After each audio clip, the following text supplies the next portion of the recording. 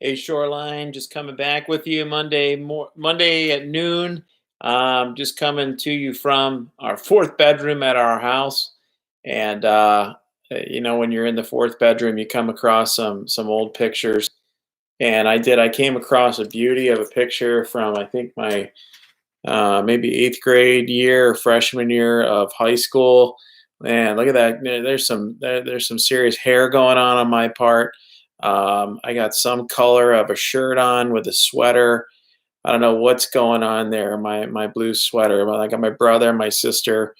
It's all about the hair back then. So anyway, just a funny a little funny picture. There you go.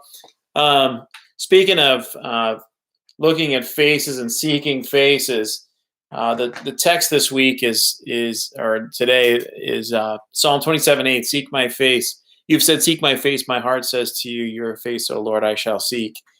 And when you think about what's going on in Psalm 27:8, there's this sense of, I think, on the one hand, to seek the Lord's face isn't an accident. It's not something that you back into. And accidents are small, can be small things like stubbing your toe or breaking a glass, or even what I did not too long ago, like backing into my own garbage can in my driveway. So that's an accident. That's just something that happens. You don't mean to. When you think about seeking the Lord, that doesn't happen by accident. Some people may think, well, you need something euphoric or maybe some kind of whipped up emotional sense to really seek the face of God. And that may start you there on that path, but it's not going to keep you there. What you really need is, I think, a sense of resolve and discipline, and that comes through. I think some days just knowing that you have to take a step forward. And when you think of David talking here in Psalm 27 in a crisis moment, he's taking a step forward to continue to seek the face of God. And when you think about pursuing God, it's pursuing someone you love and knowing that the God who loves you is doing the same thing, but there is a conscious choice and decision being made on the part of David. And I think it's a good word for me today, at least. And as I think about it, starting the day or the week down a path of just saying, I'm going to seek the Lord. It may be hard sometimes, especially if you've been in a season of time where you haven't been doing that. And just as I was thinking about it, I heard a doctor on the radio. He's a guy who played football at Ohio State, and he was talking about starting new habits during this time. And he said, even if it's for 1 minute, like to say you get outside for 1 minute, that's 1 minute more than what you started than what you've been doing previously. And I thought about it just from a spiritual point of view. Even starting less than a minute of saying, "I'm going to seek the Lord today," is better than not starting at all. I mean, it sounds small and even maybe somewhat silly, but you have to start somewhere. And in this little passage here, David says, "I'm going to seek your face," and that's a resolve, and it doesn't happen by accident. So, just as the word speaks to us a little bit today, I hope that that resolve starts to take root in your heart through this time, and you recognize too that the one who loves you is pursuing you as well.